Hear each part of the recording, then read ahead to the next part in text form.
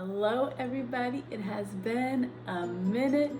I started this channel about a year ago and I have had phone issues, time issues because I have little kids, and everything under the sun you could think of has just kept me from doing this. And I've got a little extra time on my hands these days, got my phone fixed. And so I figured I would just do the thing that I said that I was gonna do, which was share another video about my alopecia experience. So I'm just gonna jump right into it. My next topic that I wanted to cover about alopecia was alopecia in marriage. And I can remember being engaged and, actually I remember dating or almost dating and wondering, does anybody have a story of having alopecia and getting married? And I know it happens, but I just desperately wanted to hear somebody else's story of what that was like for them, because I had no idea what it was like to share that kind of information with someone, have them accept it, and then live in real time, in real authenticity with somebody, letting them see the things that nobody else sees, just behind the scenes of getting ready, doing my hair, putting on my wig, taking it off. Like, what does that even look like? And so I just wanted to share a little video about that for maybe any other young women who are getting married or not even dating, not even interested or thinking about that quite yet, but just want to know how to be prepared or what to expect. So when my husband and I were dating, I remember bringing this up to him on our third date. And I just thought to myself, you know what? If this is gonna weed him out, it's gonna weed him out. If this is gonna make him feel some type of way, then that's just gonna be what it is, because this is my story and I'm grateful for it. So I shared with him my alopecia story and he responded in tears. It was a very precious moment. I'll never forget it, but he told me that my alopecia is what makes me beautiful. And since I got that response, I was like, cool, we're good. Forever and ever and ever, we're good. I don't have to worry about this. And I never did. I never looked back. I do wear wigs, and I've worn wigs for my entire alopecia experience, which has probably been, close to 20 years now. I am getting old, which is crazy, but we were engaged, and it was then that I started not wearing a wig around him, which is a huge step for me, because at the time I was fairly free and open, I could talk about it just fine, but I didn't really want to live like I was free. I never ever would have thought about leaving the house without a wig on. That was just like a no-go. And that was the time that I was like, you know what? I'm gonna spend my life with this man, and so it's time for me to live and walk in that kind of freedom, because I know he accepts me. I know he does. So that was very freeing, incredibly freeing. And the nerves kind of start hyping up. I'm about to get married. I'm like, okay, not only do I have to allow this person to see me not live every day in a wig, but also to see me when I am having to wash my actual scalp underneath my wig, wash my wig. Those are very intimate things, because maybe not for everybody. Some people are a step a step or two ahead of me in their freedom, and will wear a wig only occasionally. But for me, that was a big step that felt very intimate to me, and I was very nervous about it, very, very nervous. And a couple months into being married, it was just the sweetest thing. And I didn't see it coming. I didn't see it coming how precious it would actually be, and how freeing it would be to have someone push me and challenge me to choose freedom.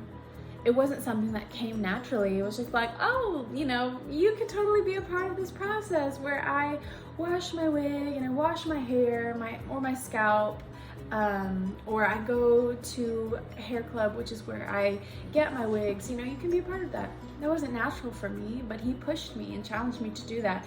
And it was so, so freeing to make those decisions out of love, out of knowing not only does this mean a lot to him, but I know that I'm gonna come out more free than I was before. So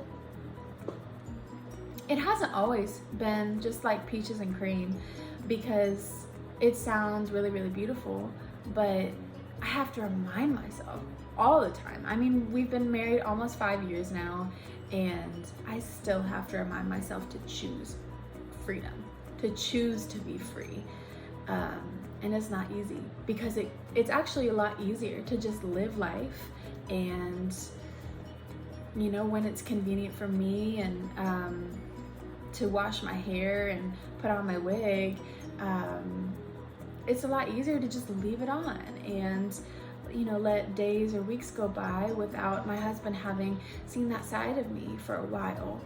And that's something that I have to intentionally choose, because if I don't choose freedom over and over and over, I think subconsciously I'll begin to hide or believe these lies that, oh, maybe he doesn't fully accept this side of me, or maybe it's just, maybe I feel prettier with hair. And it's so silly. Like, that thought is absolutely silly, because that's actually not how I was created. Like, the fact that I have alopecia, that's on purpose. And so I know, and I actually tell my daughter this because she started getting really curious about alopecia, and I've told her, alopecia means that God said mommy would be beautiful without hair. And so I have to put that into practice. And it was very funny. I was putting my my hair on one day, and my daughter, she's almost 3, and she was in the room with me, and she looks at me and she said, "Is that your alopecia?" And I'm like, "Yes, sweetheart, it is." But just the sweetness of just her innocent thoughts. So if you have any questions, this is, you know, a fairly short video, because that's really all there is to it, is choose freedom. It's not complicated, but it's not easy. So if you have any questions about my experience or anything more specific than what I've talked about today, please let me know. Please reach out to me. I remember walking with a young woman who is now married and having her first baby, and she has alopecia, and she was getting alopecia at the time. She just started losing her hair, and she was just like, how am I gonna get married one day? How am I gonna have kids one day? I just don't see how all of this fits together when I am so uncomfortable with myself. And there is an entire spiritual side to all of this, and I haven't even gotten into that, but choosing freedom requires you to know who you are in Jesus. That is a whole nother conversation. This is just scratching the surface, and I would love to get into that more, but scratching the surface on freedom. This video is assuming that you know Jesus, but you might not. And if you don't have that walk with God, with Christ, then that's going to be really important for you to go on a journey discovering who God made you to be. Because without that, it gets really confusing. It gets really muddy, because there's a lot of voices that are going to tell you who you are. The world is going to tell you who you need to be, and culture is going to tell you what you need to look like. So it gets very muddy, very confusing. And I have desperately needed God. I've desperately needed Jesus to direct me and to bring clarity to those questions. because of the confusion around all the voices saying you need to look like this, you need to act like that, you need to have hair like whatever it is. It gets very, very muddy if you don't have the voice of truth speaking into who you are. So again, please comment, please DM me or text me if you have my number. Just any specific questions, reach out.